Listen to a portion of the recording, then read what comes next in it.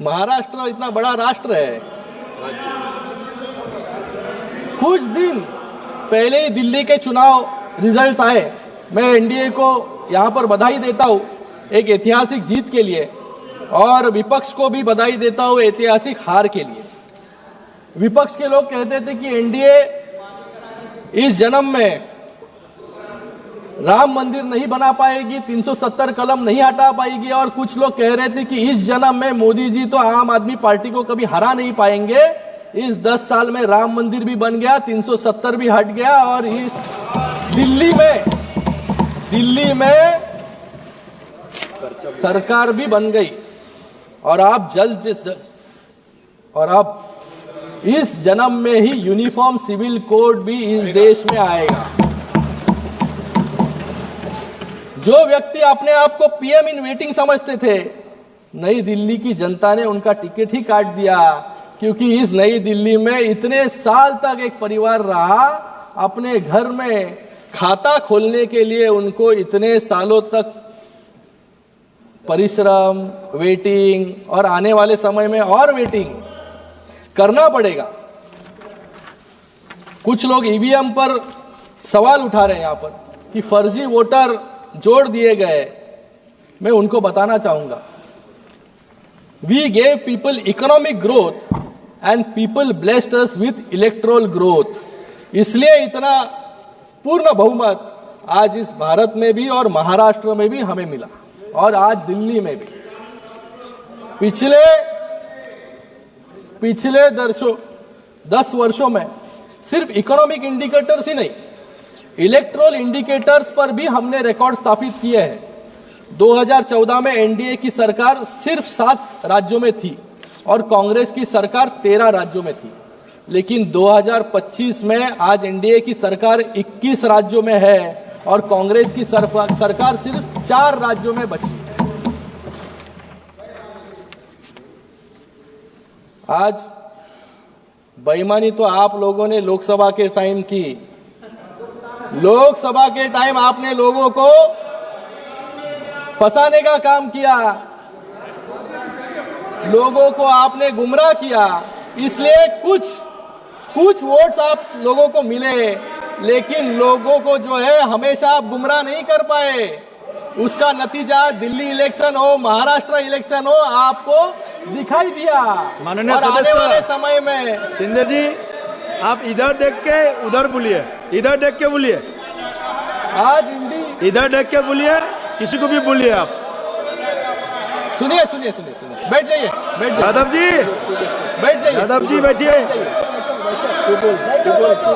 यादव जी, अखिलेश जी बिठाइए उनको, अखिलेश बिठाइए। धन्यवाद। अवधेश जी, आज अवधेश जी आराम से बैठिए, आराम से बैठिए। आज हिंदी, अरे सुनिए यार, आज हिंदी गठबंधन, हमने आपका सुना है, हमारा भी सुनिए। हम लोग ने देखो अखिलेश जी का पूरी चुपचाप बैठ के ध्यान से सुना। आप भी हमारा ध्यान से सुनिए। आप ध्यान लगा दीजिए। आज इंडी गठबंधन में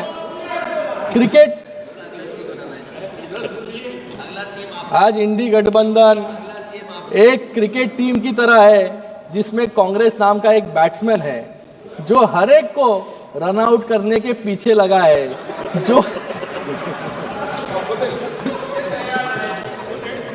हमारे प्रधानमंत्री बिल्कुल सत्य कहते थे कि कांग्रेस पार्टी नहीं परजीवी है, लेकिन मैं ये कहना चाहूंगा कि कांग्रेस पार्टी जो है भारतीय राजनीति का एक भस्मासुर है, जिसके ऊपर हाथ रख दे वो भस्म हो जाता है। उसका उदाहरण जो है हमारे महाराष्ट्र में है। महाराष्ट्र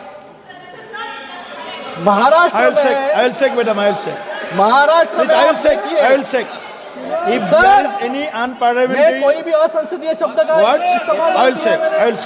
भस्मासुर हमारे देश के इतिहास का, और यही भस्मासुर खुद के सर पर भी आने वाले समय में हाथ रखने वाला है। हमारे महाराष्ट्र में आप उदाहरण देखिए, यूबीटी की मशाल को बुझा दिया,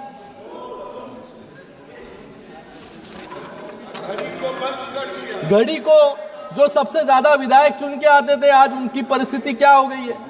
और जिन्होंने हिंदुत्व छोड़ा, आइडियोलॉजी के साथ कॉम्प्रोमाइज किया, आज उनके साथ क्या परिस्थिति हो गई है महाराष्ट्र में आके आप देख लीजिए।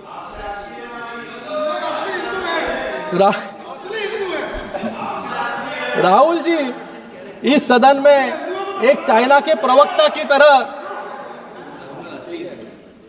आज राहुल जी इस सदन में चाइना के प्रवक्ता की तरह लग रहे थे। उनकी अर्थव्यवस्था की उपलब्धियां बता रहे थे और मेक इन इंडिया को फेलियर बता रहे थे।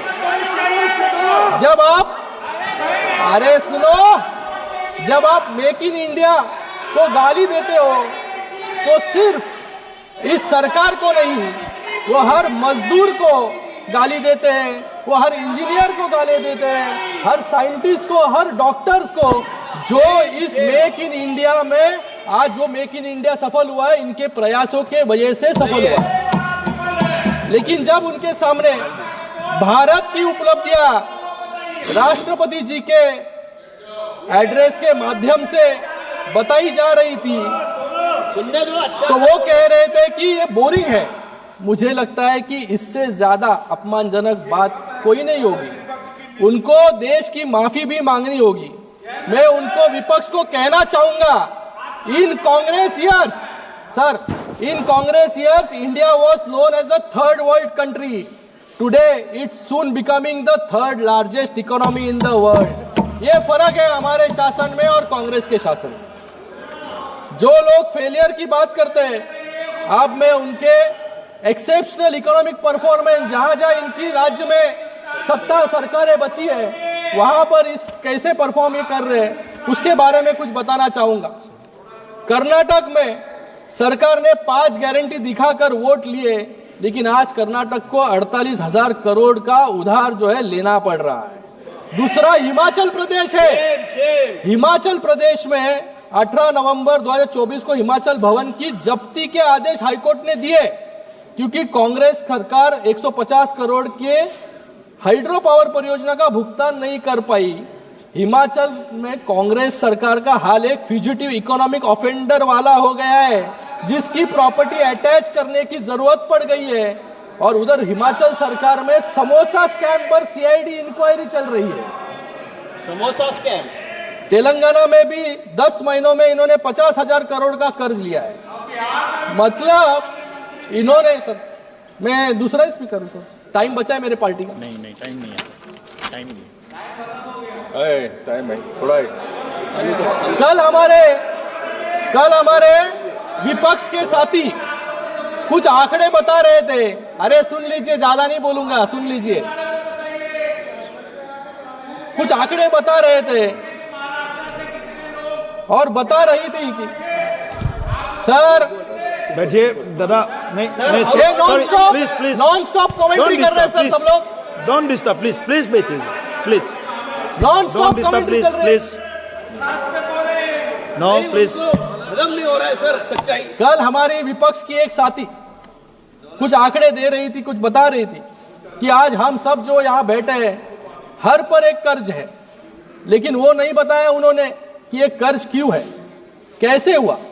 क्योंकि जब इनकी सरकार थी तो जनता को इन्होंने बैंक समझ लिया था और उस बैंक को 10 साल तक इन्होंने लूटने का काम किया। 1971 में आपने बैंक को नेशनलाइज किया, लेकिन 2014 आते आते बैंकों की हालत ऐसी कर दी कि यूपीए कम और एनपीए ज्यादा सुनाई दे रहा था। और हमने 10 साल में इन सभी बैंकों को एनपीए से बाहर निकालकर आज संरक्षित करने का काम किया। और इन्हीं बैंकों के माध्यम से आज पूरे देश में जो जो लोगों को सुविधा मिल रही है वो इन बैंकों के माध्यम से मिल रही है। Please conclude. Income tax amendment sir. Sir अभी सर 1 मिनट प्लीज, 1 मिनट में 1 मिनट में 5 minute sir, 5 minute, give me 5 minute sir. No you have time. Income tax act amendment भी हमने लाया है। पहले इनकम टैक्स टेररिज्म हुआ करता था, आज इनकम टैक्स कंप्लायंस है। ये 10 साल की जर्नी हमने की है। मैं एक उदाहरण देना चाहूंगा। ऑयल बॉन्ड्स का 2014 से पहले 1,70,518 करोड़ के ऑयल बॉन्ड्स जारी की गए। लेकिन उस समय की सरकार ने इन्हें चुकाने की कोई चिंता नहीं की। 2014-2022 के बीच उसी ऑयल बॉन्ड के लिए 42,223 करोड़ प्रिंसिपल अमाउंट चुकाने के लिए हमें इंटरेस्ट के रूप में 80,000 करोड़ सरकार को देने पड़े। 2022 से 2026 के बीच 92,000 करोड़ और 22,000 करोड़ ब्याज के रूप में चुकाने पड़े। यानी कांग्रेस सरकार की दरियादिली का बिल आज आम आदमी यहां पर चुका रहा है। कांग्रेस ने इस देश को, इस देश के आम आदमी को, इस देश के किसान को कर्जदार बनाया और फिर बोलते हैं कि किसानों का कर्ज माफ करेंगे।